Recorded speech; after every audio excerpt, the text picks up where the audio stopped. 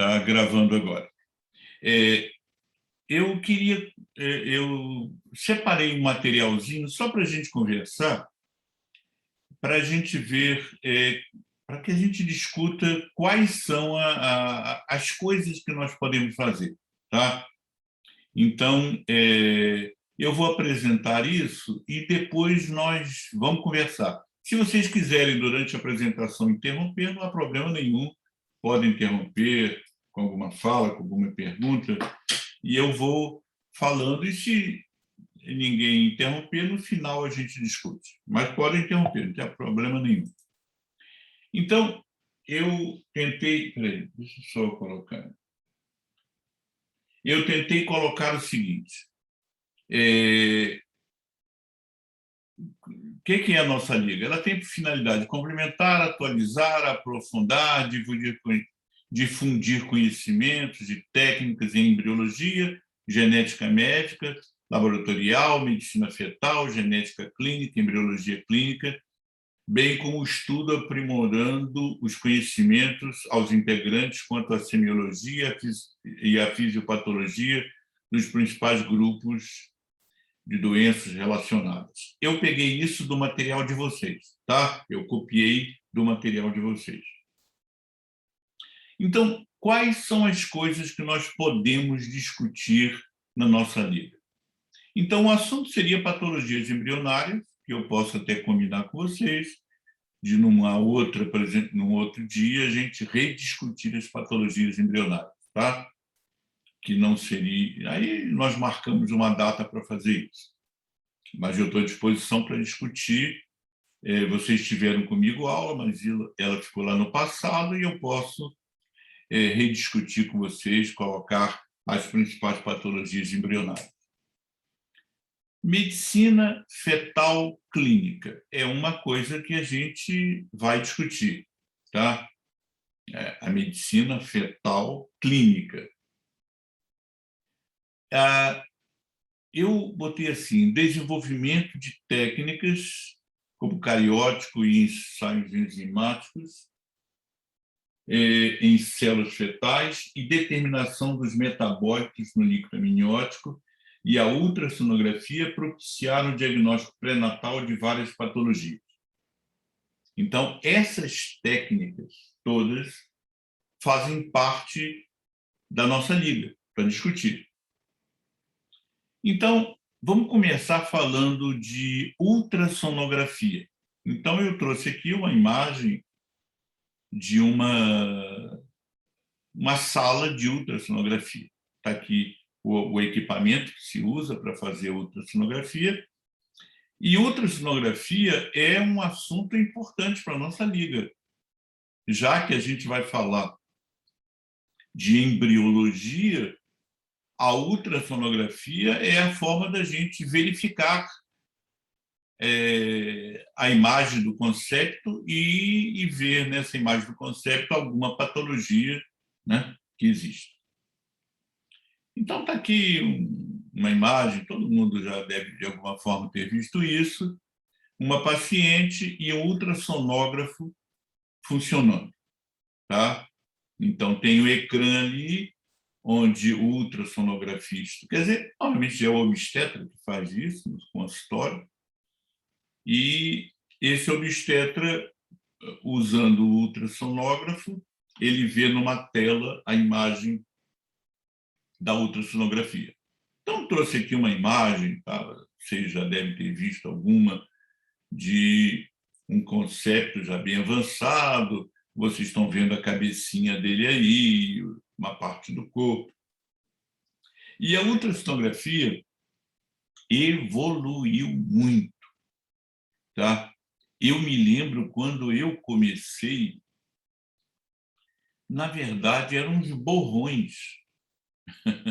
Minha gente, eu formei em 67. Em 68 eu já estava dando os meus primeiros passos em obstetrícia, e aí já tinha ultrassonografia, que era uma porcaria. O ultrassonografista mandava para você o laudo e a imagem. Eu olhava aquela imagem e ficava admirando como ele conseguiu fazer um laudo a partir daquela imagem borrada, tá? E eu me seguia, e eu me lembro naquele início, pelo laudo, porque a imagem eu não conseguia entender, né? Era meio mágica, ele olhava aquela coisa borrada e dava o diagnóstico. Então, a ultrassonografia era uma coisa muito ruim. Hoje, as imagens são fabulosas, né? Vou colocar uma. Olha aqui. Vocês estão vendo aí a do segundo semestre. Isso aí que vocês estão vendo, esse mãozinha do neném, essa carinha do neném, isso é uma imagem que você. Oi, tem alguém para admitir ela isso? É uma imagem que você vê assim, né? Olha, outra aqui, trouxe outra aqui. Olha essa aí também. Então, você olha a mãozinha dele, a carinha dele, tá? Então, você vê essa imagem. Eu me lembro, que não me ouça o meu neto, João Vitor, que agora é aluno aí do terceiro período, eu me lembro quando eu vi a imagem do João Vitor, eu até peguei na época e guardei essa imagem, porque era um primeiro momento a gente ver a carinha dele como era. Então, a ultrassonografia hoje é uma coisa fabulosa. Você vê o sujeito descrevendo o fluxo coronariano, o fluxo renal,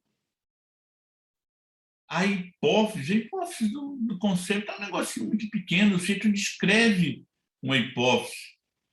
Há caso descrito de um tumor de perto de 1 milímetro na hipófise, o sujeito diagnosticar que tem um nódulo na hipófise, dentro de uma hipófise do conceito. Então, a ultrassonografia hoje é uma coisa importantíssima. Já tem centros no Brasil, no Rio, em São Paulo, que dão curso de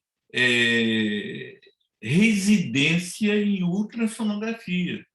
A ultrassonografia é uma especialidade importantíssima. Vocês vão ver, a cirurgia fetal depende, a medicina clínica fetal depende.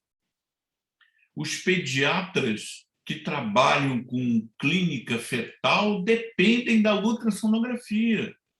A gente vai discutir ainda hoje. Então, ultrassonografia é uma coisa muito importante. É através da ultrassonografia que você vê, por exemplo, que um concépito está com o pulmão esquerdo hipoplásico. E tem cura durante a vida embrionária. Por que esperar ele nascer com o pulmão hipoplásico se você pode corrigir durante a vida embrionária? E ele nasce com o pulmão normal. Mas foi um ultrassonografista que viu a imagem para você indicar cirurgia. Hoje eu trouxe até umazinha para vocês verem daqui a pouco. Olha essa imagem. Isso é uma imagem de ultrassonografia. Olha que coisa linda aí que vocês estão vendo. Dá para ver a carinha da criança, a mãozinha dele ali na cabeça. Então, a ultrassonografia é hoje, dentro dessa área que a gente está, uma especialidade importantíssima. Vocês vão ver, daqui a pouco eu mostro, que o cirurgião que faz essa cirurgia fetal depende disso. Vocês vão ver, por exemplo, nós vamos trabalhar hoje, aí, vou mostrar uma imagem de uma criança que aquele poro posterior ficou aberto e ele está com a meninge mostrada. Aí vem um cirurgião fetal que abre o abdômen da paciente, abre o útero da paciente, aí vem um neurologista, um neurocirurgião, Aí o neurocirurgião fecha a meninge, porque, vejam bem, naquela criança, a gente vai ver daqui a pouquinho, o líquido amniótico está se misturando com o líquido da medular, aquele líquido que envolve a medula. O líquido amniótico tem fezes e urina do embrião. O líquido medular não pode ter contato com isso. Imagina o dano para essa criança. Aí vem o neurocirurgião e fecha aquilo. Mas foi o ultrassonografista que mostrou essa patologia, que acompanhou o cirurgião que estava abrindo até ele poder abrir esse útero. Senão ele pode, se não tiver uma... O útero está fechado. Se ele abre, ele pode abrir dentro da placenta e pronto. Mas é o ultrassonografista que ajuda ele a ver onde é que está essa placenta para ele não abrir ali. Tudo bem. Então, vamos falar dos procedimentos invasivos no diagnóstico pré-natal. Biópsia de vírus coriais, eu vou mostrar a vocês. A biópsia de vírus corial, que você faz de 10 a 14 semanas, minha gente, isso está sendo gravado, tá? Depois eu mando para vocês o link, se vocês quiserem depois copiar alguma coisa. Hoje, aproveitem apenas para ver. A biópsia de vírus corial, a BVC, é feita de 10 a 14 semanas. Então, se tira um pedacinho do vírus da placenta. Mas como é que você vai saber onde é que está a placenta? É o ultrassonografista, em tempo real, que mostra para você a placenta. Que parte da placenta você quer. Aí você vai lá, eu vou mostrar daqui a pouquinho, e pega o material do vírus corial e manda para aquele profissional de genética, o profissional de genética examinar aquilo, fazer um exame genético e ver se tem alguma... Você está com um paciente que tem uma doença que se transmite geneticamente. Então, antes de nascer o concepto, você já examina o core da placenta, que é um tecido fetal, e vê se tem a patologia.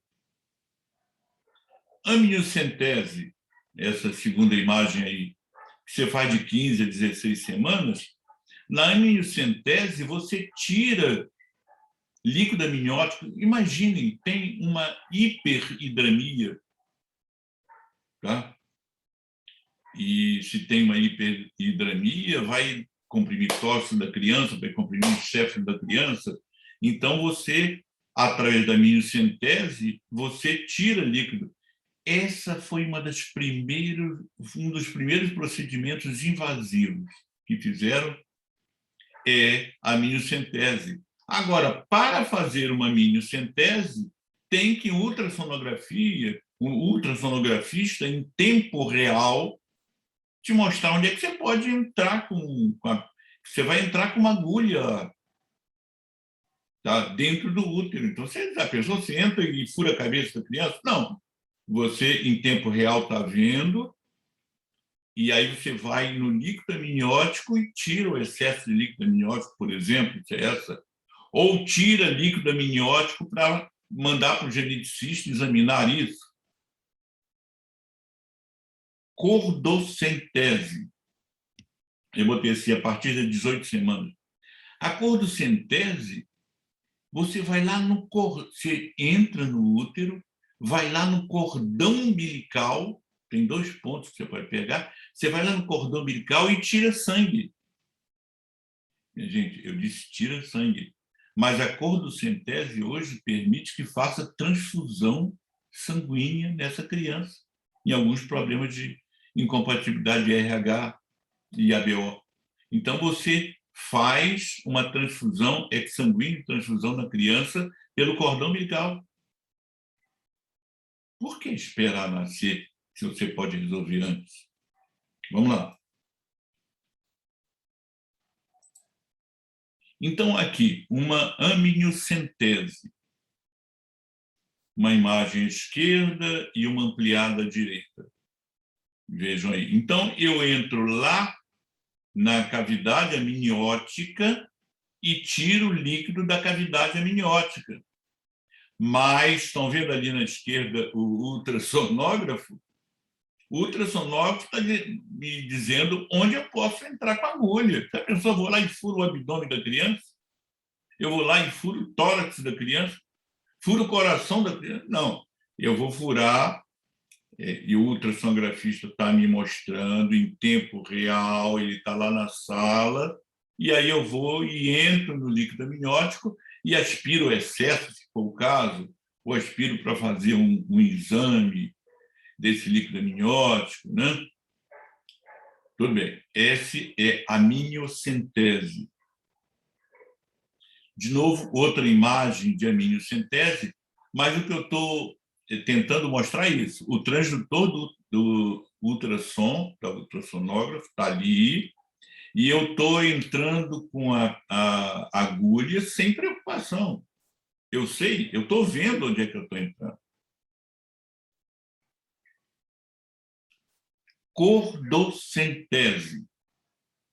Olha aí, eu estou entrando com uma agulha lá no cordão umbilical, estou tirando líquido sanguíneo no cordão umbilical. Minha gente, é claro que isso é tão agressivo que eu posso até promover uma hemorragia. São técnicas que você usa quando não tiver outra hipótese. Mas há patologias que exigem, você vai correr o risco, você corre o risco de você ter sangue do cordão umbilical para fazer um determinado exame no sangue dessa criança. Aqui, de novo, uma cordocentese. Aqui, por exemplo, olha só, ele está entrando na placenta, no ponto onde o cordão chega na placenta. É mais fácil eu pegar sangue do concepto ali. É menos agressivo que ir lá no próprio cordão. Aí vou lá na base do cordão. Claro, olha lá em cima o transdutor. O ultrassom está me mostrando o que eu estou fazendo, né? Isso aqui, por exemplo, eu trouxe uma imagem de gêmeos monozigóticos com uma única placenta, que isso é um problema. Às vezes, um fica mais qualificado, outro menos qualificado. Às vezes, você tem uma ligação ali muito ruim entre os dois, que você tem que decidir e cortar, fazer ablação de vaso ali. Então, eu estou... Então, aqui já, que está vendo, aquilo que está entrando ali, que vocês estão vendo, tem uma câmera e tem coisa que eu posso aspirar, mas aquela coisinha lateral ali é uma câmera. Aí eu estou vendo também lá dentro. Eu estou vendo que eu estou lá na pontinha, onde eu estou furando. Análises genéticas perinatais. Então, é aquilo que nós tirei vilo coriônico, né? Então, eu mostrei a amniocentese, que eu já mostrei a vocês, e a retirada de vilo coriônico. Vou lá, mas sempre o ultrassom está me dizendo onde eu posso entrar.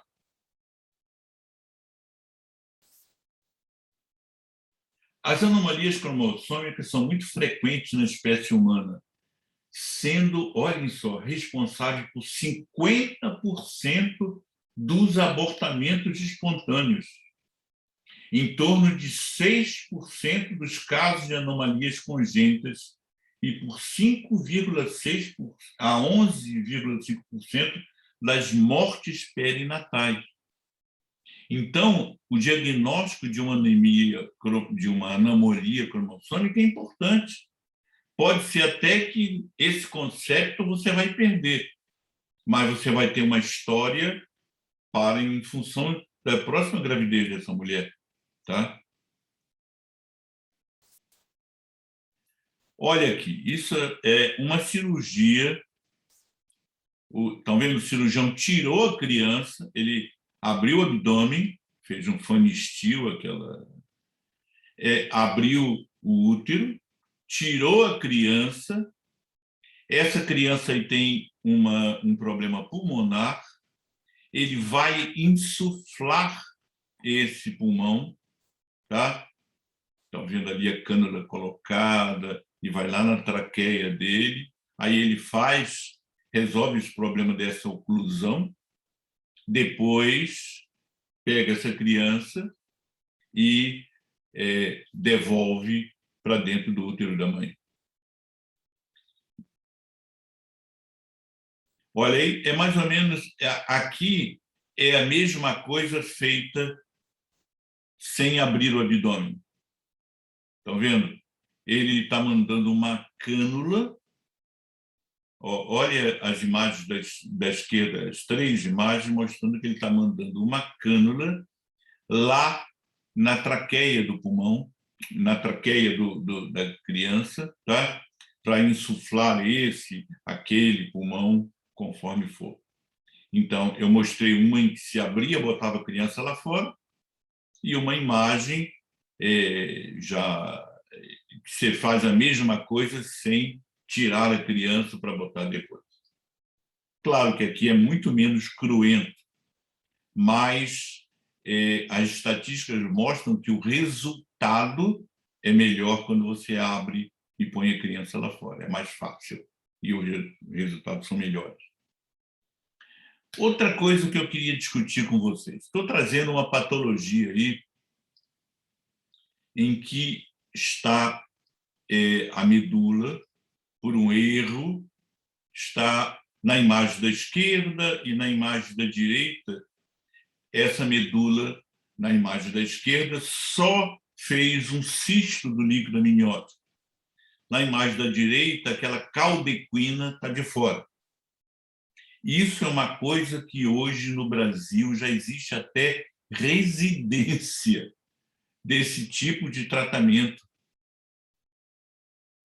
A mesma coisa aqui, piorado, né? Aqui seria lá em cima, não na medula, a imagem da esquerda é só um cisto.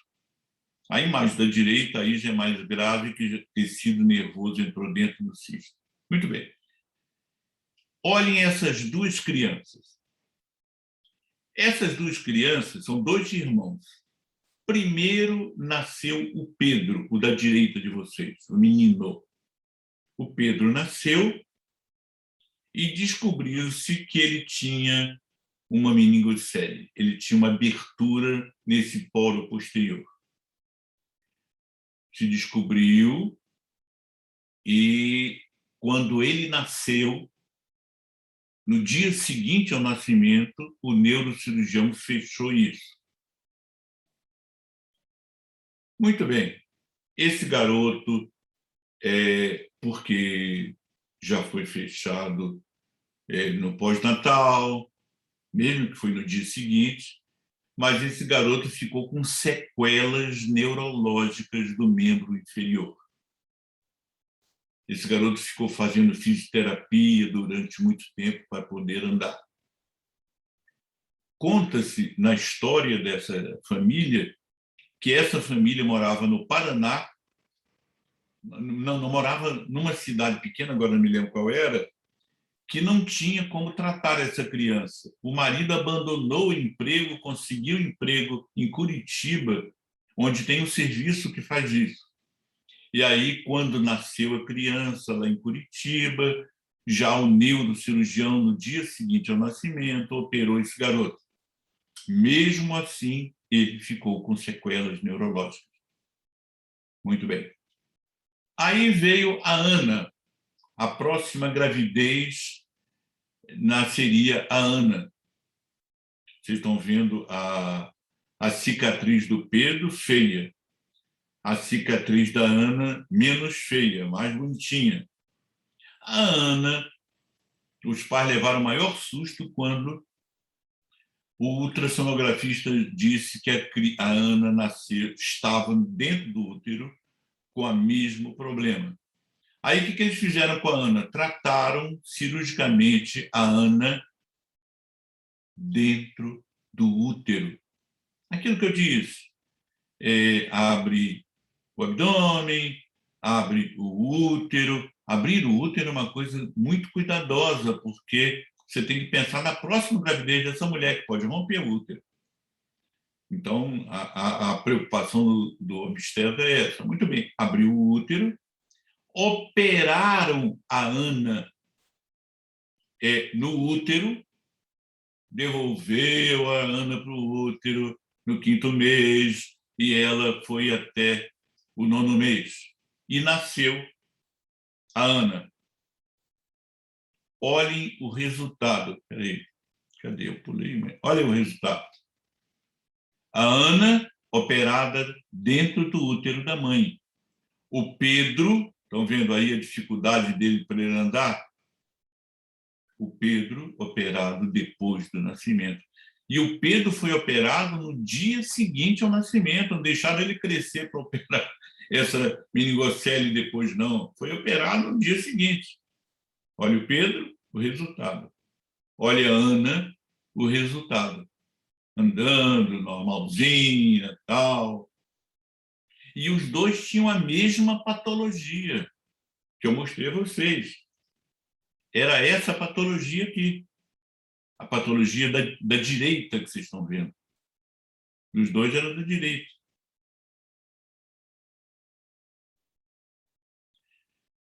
Ecocardiografia fetal. Vamos continuar. Na ecocardiografia fetal, vou ter assim: exame que utiliza o ultrassom e o Doppler para avaliação morfológica e da função do coração fetal. É outra coisa que cresceu muito, a ecocardiografia fetal. Idade gestacional, 24 semanas. Eu peguei de um livro, botou assim, tempo médio para resultado imediato, da hora que você acaba de fazer, você sabe, né? Método mais preciso para o diagnóstico de cardiopatias congênitas, com acurácia de 80%. Olha que maravilha, um exame que você tem 80% de acerto nesse exame. E aí botei, pode ser necessária a repetição do exame durante a gestação e após o parto. Aqui o exame, tá? Uma fórmula, eu vou mostrar, isso é sem Doppler, vocês estão vendo. É ecocardiografia sem Doppler, tá aí, e aí o sujeito analisa a aurícula direita, a aurícula esquerda, o ventrículo direito, o ventrículo esquerdo, estão tudo lá bem mostrado. Olha ela com Doppler, a ecocardiografia com Doppler, aí você vê... Minha gente, isso aqui é uma imagem, mas vão ser muitas imagens durante esse exame. Ele roda esse conceito. E aí, um profissional de cardiologia, vendo uma ecocardiografia fetal com Doppler, que vocês estão vendo aí colorida, ele consegue ter uma imagem então, é um vaso aórtico que está com estenose. Pode-se resolver cirurgicamente, ainda no útero. Vaso pulmonar em estenose. A válvula pulmonar está em estenose. São danos que você resolve e a criança nasce sem o dano.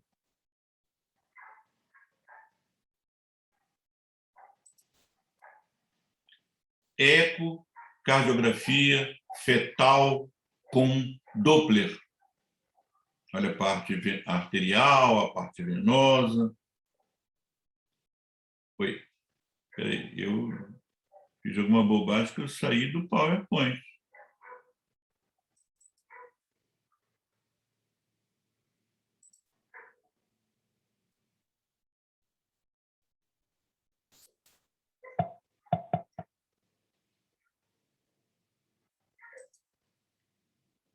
Não, é que eu cheguei ao final. Eu cheguei ao final, por isso que eu saí. Então, deixa eu fechar aqui.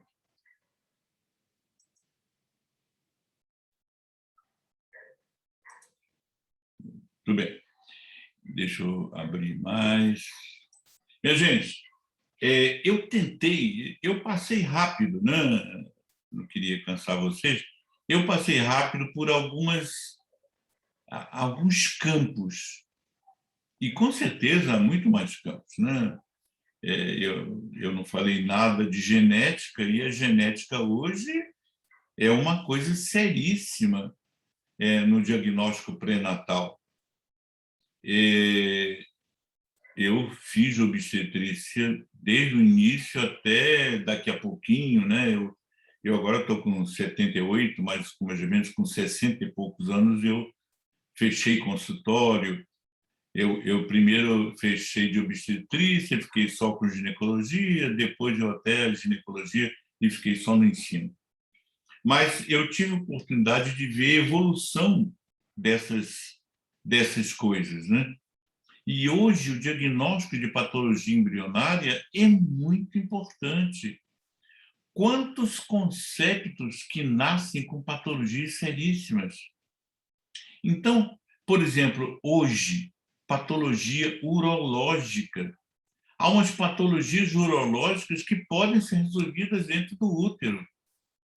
Patologias cardíacas, eu mostrei só uma bobagemzinha, mas existe muita patologia cardíaca que você resolve no útero.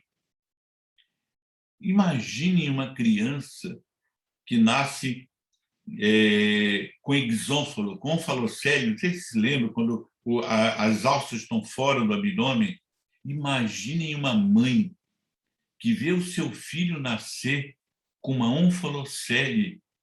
Eu já vi criança com onfalocele, é muito feio, é aquelas alças de fora. Se você pode operar antes, vai nascer uma criança com uma tênue cicatriz dentro do abdômen. Quando você opera um concepto, as cicatrizes são muito pobres. Aí nasce aquela criança com uma cicatriz no abdômen muito pobre, que durante a vida dele desaparece. Ao invés disso, imagine nascer uma criança com falocele, aí marca a cirurgia, lá para 4, 5 meses opera, e a mãe fica 4 meses e o pai vendo aquela criança com as alças de fora, todo mundo com medo que aquilo rompa a qualquer momento. Então, a cirurgia fetal hoje, por exemplo, bobagens. A criança que nasce com... e depois eu prometo rever com vocês patologias, a gente pode combinar um dia para mostrar patologia, mas a criança que nasce com aquelas membranas entre os dedos, né? Aquilo parece um pato, né? Parece a patinha de um pato, é horrível para a mãe ver aquilo. E é uma cirurgia que se resolve sem abrir o útero, né? E é uma cirurgia na mão de um bom profissional, uma cirurgia boba, que eles fazem em poucos minutos, tal, não abre o útero, a mãe fica com 2 buraquinhos no abdômen que faz sutura a pele, daqui a pouco nem tem mais cicatriz, e a criança nasce sem aquela patinha de pato horrível. Então, hoje, a cirurgia fetal, a clínica fetal, né? Você nasce a criança já sem o dano urológico, você resolveu o dano urológico, você resolveu N danos que podem ser resolvidos no útero. Tá? Minha gente, desculpem, eu fui bem rápido, eu tentei não cansar vocês, tentei não passar a noite inteira falando para vocês, que cansaria, mas estamos agora discutindo, vamos conversar, agora está na hora da conversa. Abram aí os microfones e falem, perguntem, falem. O que eu quis mostrar foi como é amplo o espaço que vocês têm, né? Então, agora a Gabriela vai trazer essa pessoa que vai falar sobre cirurgia fetal. Quer ver uma coisa da cirurgia fetal importantíssima? A história da cirurgia fetal. Eu tive a oportunidade de ler, tem até uns trabalhos aqui que eu li, que linda é a história da cirurgia fetal. Ela começou há pouco tempo, já explodiu. Eu me lembro que quando eu comecei, a cirurgia fetal não era feita no Brasil. Eu contava a história da cirurgia fetal, tal, até conseguir empolgar aluno, tal. Mas hoje a cirurgia fetal no Brasil é uma verdade inquestionável. Há um, eu posso depois conseguir para vocês, o doutor Peralta fala sobre cirurgia fetal de meningocele, né? aquela menina, né? E é maravilhoso o que se faz hoje, né? Quer dizer, é o urologista com cirurgião fetal, é o, é o neurocirurgião, quer dizer, a cirurgia fetal, quem abre é o obstetra, que é um profissional disso, mas quem opera é o neurocirurgião, o obstetra não tem competência para pegar meninge, suturar meninge, né? Aí vem um neurocirurgião e sutura, né? O obstetra não tem condição de resolver um problema urológico cirúrgico, mas ele abre o útero e vem o urologista e faz isso. Um plástico que vai trabalhar aquela criança com aquela membrana entre os dedos, não é o obstetra que vai resolver isso, mas o obstetra dá a criança para o cirurgião plástico trabalhar aquilo. Então, hoje, o campo, a área é um negócio maravilhoso. Tá? Os diagnósticos genéticos, os diagnósticos laboratoriais, você fazer uma exsanguínea transfusão, claro, você vai apenas oferecer, você vai preparar tudo, dar as condições e passa para um hematologista que faz a exsanguínea transfusão. Tá? Minha gente, mas vamos lá, vamos conversar, vamos perguntar, vamos... Professor, Oi, o senhor sabe se, por exemplo, uma mãe que faz pré-natal no SUS, tudo no SUS e acaba sendo diagnosticado, ela consegue fazer essa cirurgia? olha, depende do SUS de onde ela estiver. Por exemplo, em São Paulo, nos hospitais, aí é claro, em hospitais de qualidade lá, se vocês entrarem na internet vão ver isso, já tem vários hospitais em São Paulo, em Curitiba, em Porto Alegre, no Rio de Janeiro, que já fazem essas cirurgias pelo SUS. Mas é claro, se você mora lá em Vassouras, não Uhum, entendi. tem, ainda não tem essa qualidade. Apesar que Imaginei. Vassouras, em termos de cardiologia, o centro de cardiologia do nosso hospital é referência, Peraí, né? entendi. Muito bom. Mas já se faz até pelo SUS em alguns lugares. Eu, Entendi, entendi. e aí,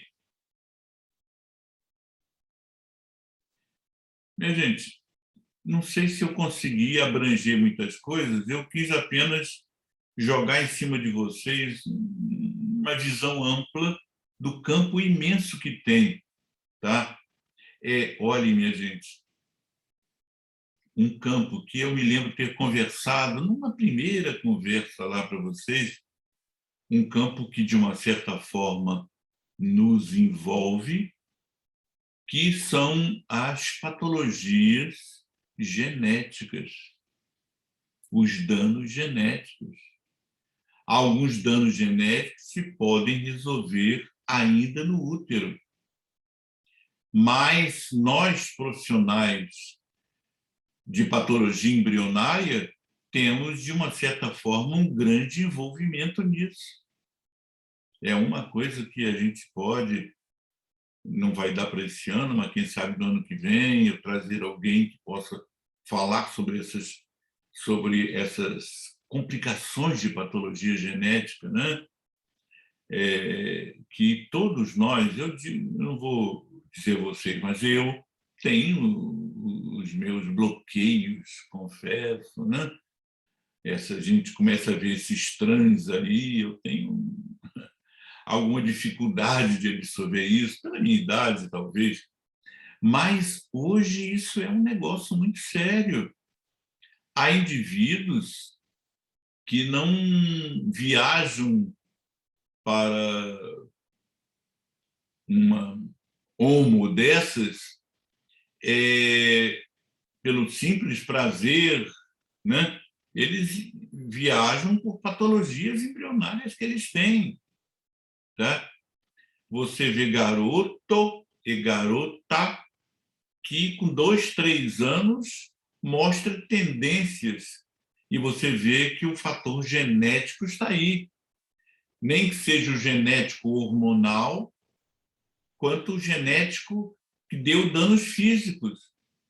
E ele viaja para essas coisas, né? Não estou querendo dizer que não hajam aqueles, e com certeza, pelo menos na minha cabeça de velho, eu vejo muitos que viajam para essa coisa por simples dano psiquiátrico ou até um caminho errado que ele tomou na vida. Mas existe aquele que tem uma patologia embrionária e ele viaja para esse lado direito, lado esquerdo, se a gente quiser dizer que é assim, porque ele tem uma patologia embrionária. E nós, profissionais que vamos conviver com a patologia embrionária, vamos ter que entender isso. Por mais que nossa postura seja complicada de entender, mas existe uma patologia embrionária. Vamos lá, minha gente, vamos começar? Eu gostei muito da aula, o Cortes. Acho, tipo assim, por mais que foi bem rápida, direta, acho que deu pra gente entender um pouco mais essa parte de procedimentos, foi tipo, que a gente não sabia, não teve contato. Foi mais Até explorado. porque ultrassonografia, tipo, a parte primária, inicial, para poder diagnosticar. E se não tiver ultrassonografia, você jamais iria diagnosticar e possivelmente resolver esse problema. Imagina eu, em 1968, que eu dependia de um ultrassonografista para me dizer a patologia que existia. Será que esse ultrassonografista era competente para mostrar essa patologia? Eu me lembro já, no final, eu já recebia do ultrassonografista a descrição disso, do vaso renal direito estenosado. Então, essa criança, para o pediatra, ele já sabia que essa criança agora nasceu, tem um dano, né, que ele já vai pesquisar. Eu me lembro de ultrassonografias lindíssimas que me mostraram imagens claras, tá? Só que agora a cirurgia fetal cresceu muito.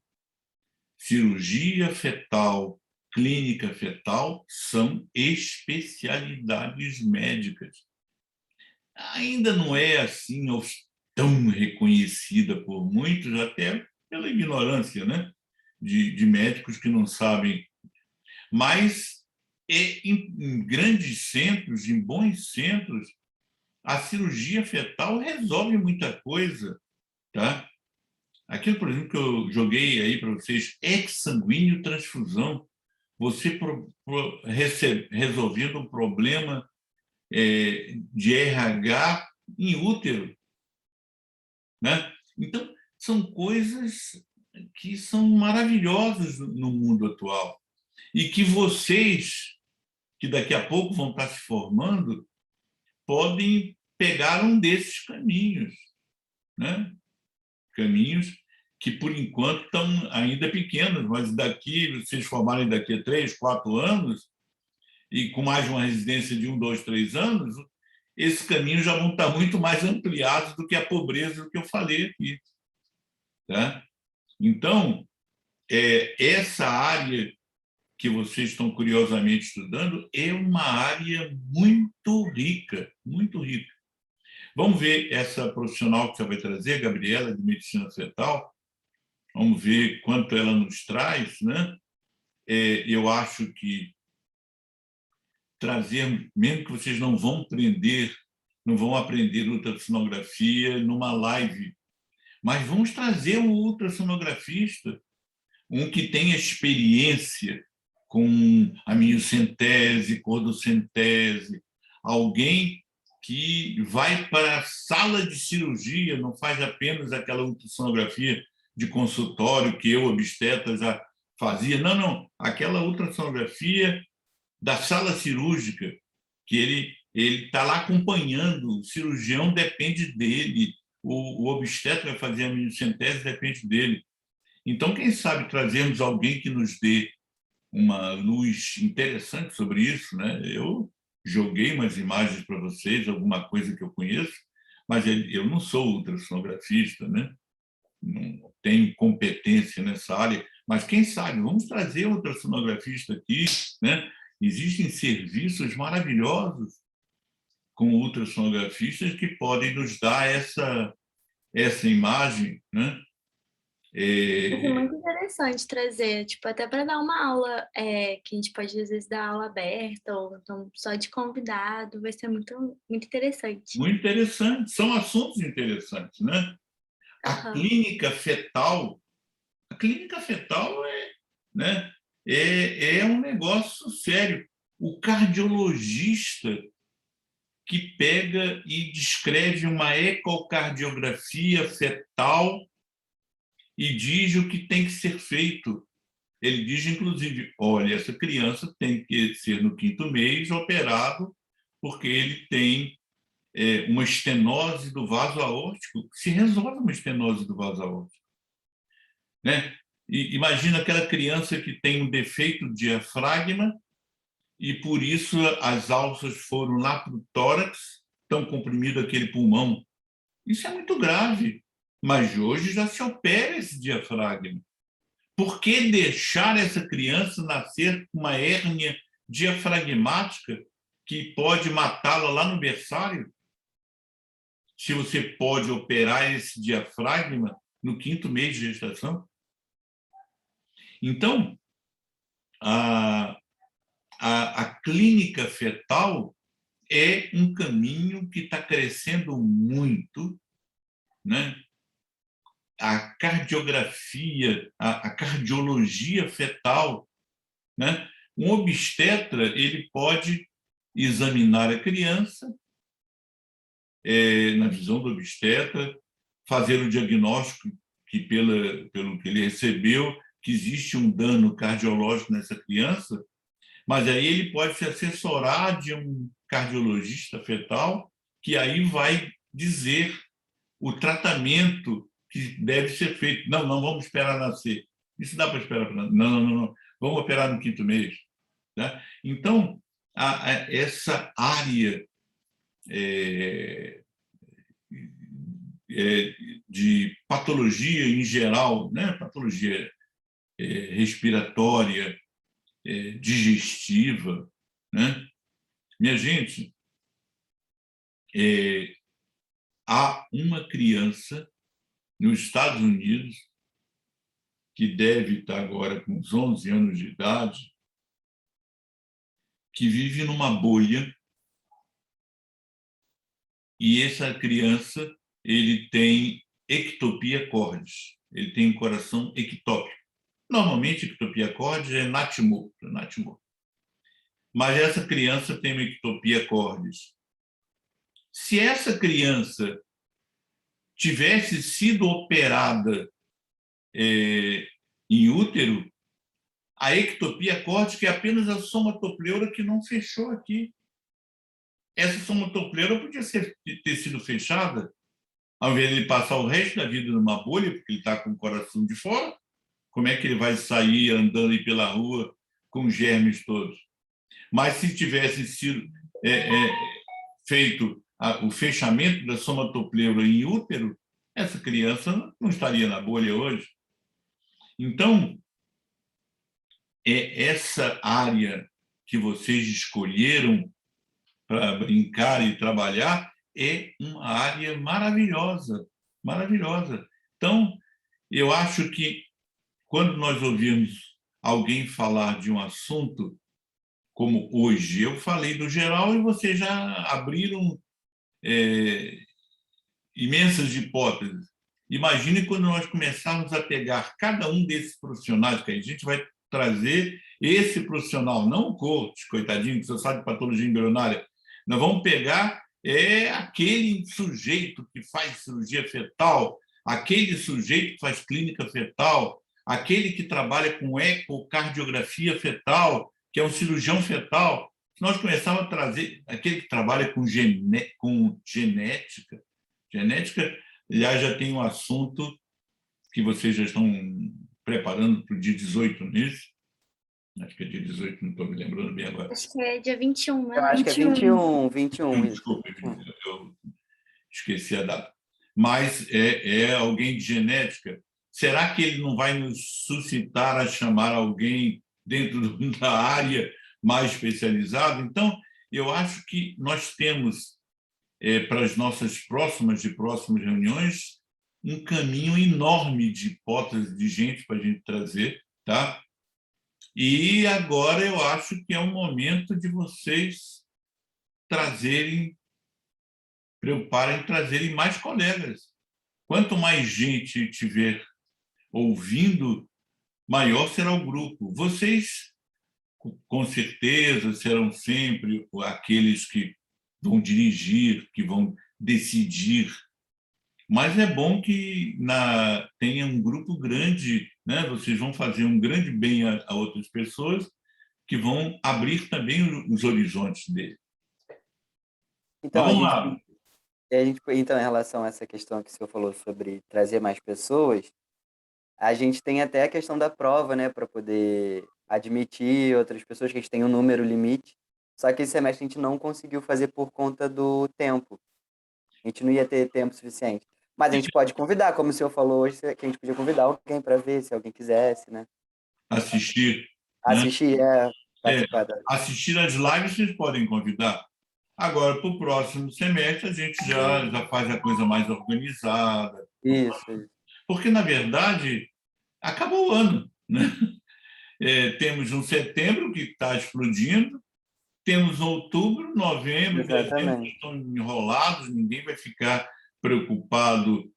Novembro, vocês vão estar preocupados com a prova de vocês, né? Dezembro, vocês vão estar querendo fazer a mala para fugir, para passear, para não ficar em nenhuma prova final. Então, esse ano, de verdade, acabou. Está acabando. Mas, concordo com você, Peter, para o próximo ano a gente vai organizar bonitinho isso, tal, e botar mais pessoas no grupo, usando os caminhos certos. Tal. É isso. A gente já até chegou a pensar em alguns eventos já para o próximo período. Eu até falei com eles que a gente estava tendo aula de oftalmologia, né? E tem uma doença, catarata congênita, que a gente podia levar como tema de alguma aula aberta ou algum evento para o próximo período, com a professora que deu oftalmo para a gente, que ela é muito boa. Ela é muito boa mesmo. É uma ótima ideia mesmo. Minha gente, eu proporia até que eu fizesse uma aula com vocês, não sei se vocês ainda se lembram de patologia embrionária, mas essas coisas escorregam um pouquinho e tal. Eu poderia marcar com vocês uma aula que eu traria as principais patologias, eu não vou poder falar em todas, porque é um mundo enorme. Eu acho ótimo. Mas as principais patologias em que vocês veriam essas patologias, muitas cirúrgicas fetais, e outras cirúrgicas e clínicas no pós-natal. Mas eu me comprometo com vocês, é um prazer. Nossa, acho que seria muito maneiro, ia ser muito bom. Muito bom. As principais, assim, as com mais incidência, né? Eu mostraria as mais importantes, né? Isso. A Acho gente que seria deixa uma ótimo. aula de 1 hora, mais ou menos, que também é uma coisa muito grande, vocês vão cansar. Mas 1 hora, uma aula de 1 hora em que eu mostraria um painel Isso. geral das patologias, até, você vê, ela está falando de uma patologia, né? Estou vendo o cachorrinho ali da Gabriela. Não é gato, É é minha gato, gata. agora que eu corrigi. É um gato de roupa, Tá até de roupa. tá de Ela tá com roupa, roupinha de gato. vaquinha.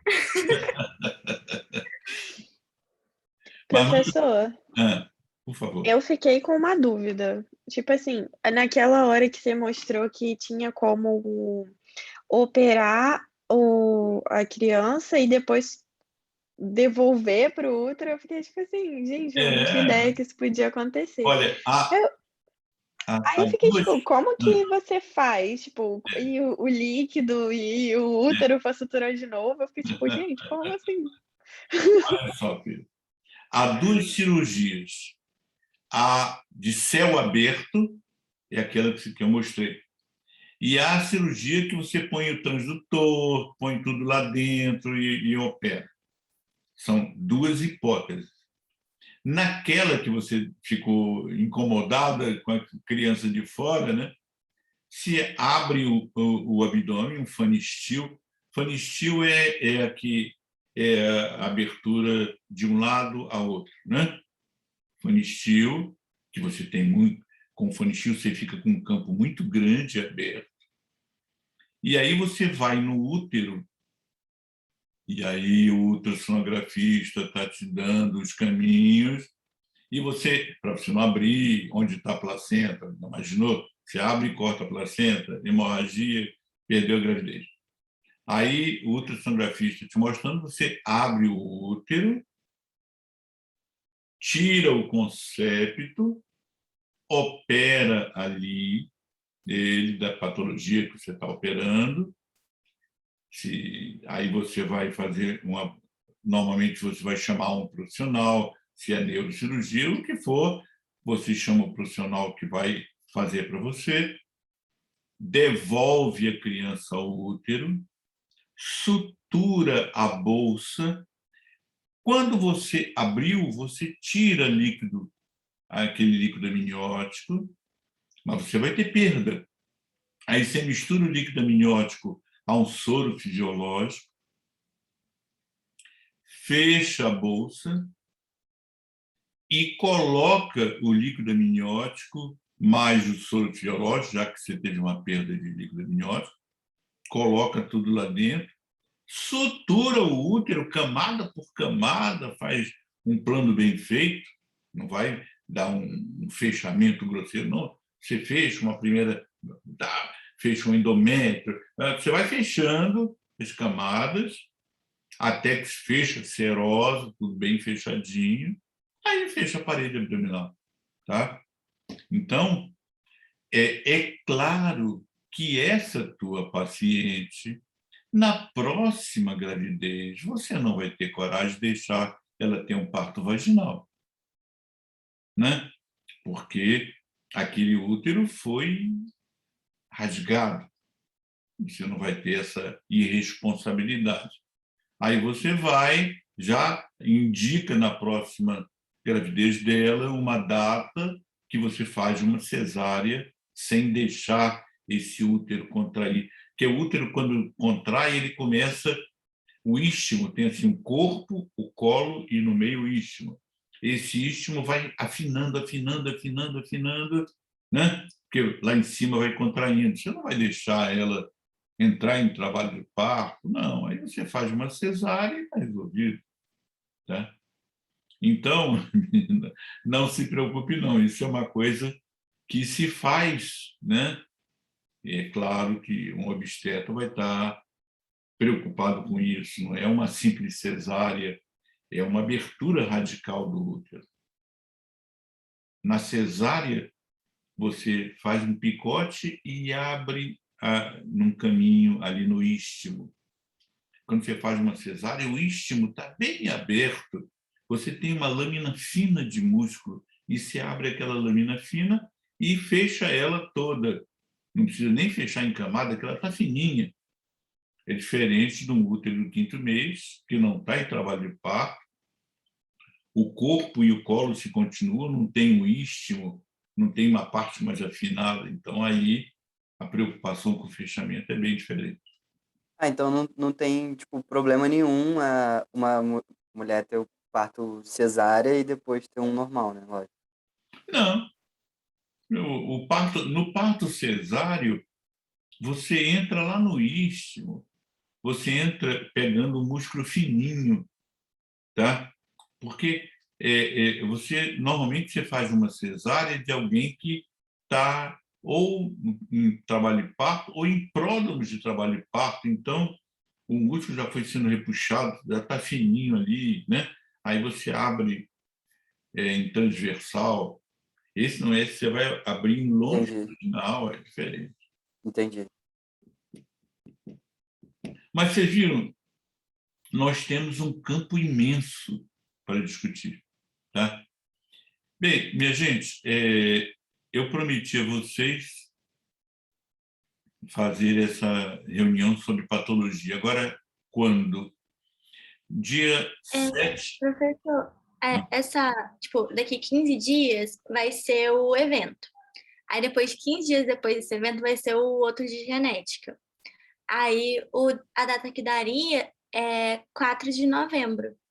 Que aí eu não sei, acho que até seria tipo um dos últimos, né? Porque novembro começa só prova. Aí, 4 de novembro, tem uma coisa boa para vocês.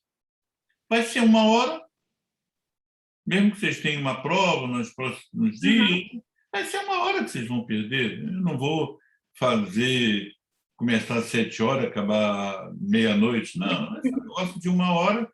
Eu vou tentar fazer uma resumida e trazer as patologias que são as mais significativas para vocês, né? Claro, se alguém tiver perguntar sobre outra patologia, eu respondo, mas eu vou tentar fazer. Então, mesmo que vocês tenham provas perto, não tem problema, afinal de contas, essa, por exemplo, pode ser uma coisa que nem aberta para todo mundo. Vocês podem até convidar alguém, não tem nada de que vocês convidem pessoas, colegas de vocês, não tem problema nenhum. Mas não precisamos fazer propaganda, né? Fazer um mural, tal, fotografia do curso, nada disso. Vai ser um bate-papo entre nós, tá? Que vocês, se quiserem, quantos colegas de vocês queiram trazer, vocês vão ter o convite e passem para quantos amigos quiserem, não tem problema nenhum. Não é gente que está entrando na liga, é alguém que está assistindo, né? E eu não me importo que vocês tragam muitos colegas, não tem problema nenhum. Não vamos falar um segredo, né? Eu vou falar de patologia que não é nenhum segredo. Mas querem, então, 4 de novembro? Isso. Gente, o que você acha de a gente fazer o encontro de encerramento, talvez, ou não? Talvez seja. Eles sabem, pode ser. É uma boa. Não sei se a gente vai ter outras propostas para outros encontros, mas como já é novembro... Também seria fechando, né? Esse encontro seria o encontro final e volta a dizer... Até o semestre que vem. E eu acho até interessante que como ele vai falar das principais patologias e vai ter aula gravada, a gente pode até disponibilizar essa aula para o pessoal estudar para a prova de ingresso no período que vem, né? Isso. Como uma pode. Você deu uma boa. Pode ser até a prova de ingresso ser em cima de patologia embrionária, né? Isso. E Eles não patologia a embrionária... inteira porque tem mais assuntos também que a gente pode colocar, mas é um material que a gente pode disponibilizar, sabe? Em vez de, toma o livro e se vira. Isso, um dos materiais pode ser essa aula. Tudo bem. Gostei. Boa. Eu acho a ideia maravilhosa, Gabriel. Também achei. E aí a gente fecha uma aula e a gente várias tem que perguntas. tirar uma foto agora O quê? para contar a presença. Tem que tirar uma foto, gente. Se preparem. Thaís, arrumando. Eu não tenho cabelo, mas de qualquer jeito, vamos lá. 1, 2, 3 e... Foi.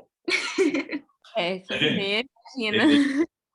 essa nossa conversa está sendo gravada, tá? Hoje. E aí eu vou pegar esse material que está sendo gravado, jogo no YouTube e amanhã ou depois eu estou mandando para vocês, e aí se vocês quiserem rever alguma coisa e tal, né? E é bom vocês fazerem aí no computador de vocês por exemplo, eu criei aqui liga, né? Então tudo eu vou botar dentro da liga. Então vocês Uma colocam, pasta, né? vocês fazem uma pasta onde vocês terão a todo momento acesso para mostrar, para convidar as pessoas, né? Para mostrar. Tá bom, minha gente? Alguém quer fazer mais uma colocação? A gata fugiu, Gabriela? Você tá...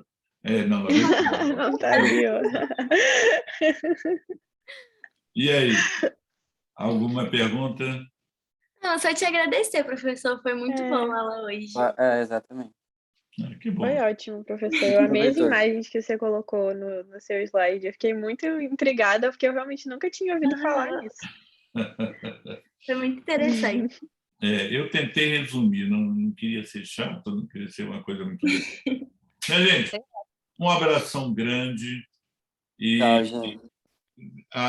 agora, Gabriela, nós vamos, independente dessa live de hoje, nós vamos conversar nos próximos dias para a gente fechar aquele material, para a gente trabalhar com Eu propaganda. tô esperando ela responder o e-mail. É. Aí eu mandei Aí, quando ela responder, já tenta fechar. Lembrando o nome da palestra. Se ela mandar um negócio de 7 páginas, você dá um corte, fazer um curto, porque nome grande assusta, tá? Uhum. Aquele nome de 3 linhas, ninguém, você não lê o nome, vai ver a palestra, deve ser muito chata, né? Então, você corta e economiza a imagem dela, a imagem importante, tá? Como vai ser uma pessoa só, faz uma imagem maior, não põe num cantinho. Eu já fiz, tá até pronto. Eu vou mandar para você no grupo para você ver. Só falta a foto dela. Tá. Eu vou mandar no grupo para você ver. Que tipo, só falta a foto dela mesmo. Que aí eu tô Tá bom. esperando ela mandar. E aí, essa semana, Gabriela, faça contato comigo, tá? Para a gente fechar isso. E Assim aí... que ela responder, eu aviso para o senhor no grupo. Tá bom. E aí nós vamos começar aí, minha gente, propaganda. Mostra. Outra coisa aí, eu vou rodar aqui no meu computador, e agora como é que eu vou mandar isso para vocês, né? Eu teria, Gabriela, que mandar, mas mandando pelo correio, chega com 2 dias. Então, eu imprimo uma quantidade, alguma coisa para você também colar aí, né? Agora, propaganda, mídia, espalhem na mídia, né? Vocês têm como vocês espalharem isso. Eu mando uma propaganda em papel, e aí, Gabriela, você manda para mim teu endereço, que eu não tenho, para eu mandar por Sedex, tá? Para você esse material, e aí você espalha com todos, e todo mundo faz algum tipo de propaganda, né? E vamos ver se muita gente assiste. A primeira é o que eu comentei. A primeira é a mais importante, né? É a que chama, tá? Alguém quer falar alguma coisa mais? Acho que é só isso, professor. Eu vou jantar, que ainda não jantei. Está na hora de jantar. Nossa, também. Um abraço forte. Um abraço, gente. Professor. Obrigada Vou pela aula. encerrar e botar para gravar, tá? E vou mandar para o YouTube. Tchau. Beleza. Tá bom. Tchau. Tchau, Corte. Valeu, obrigadão.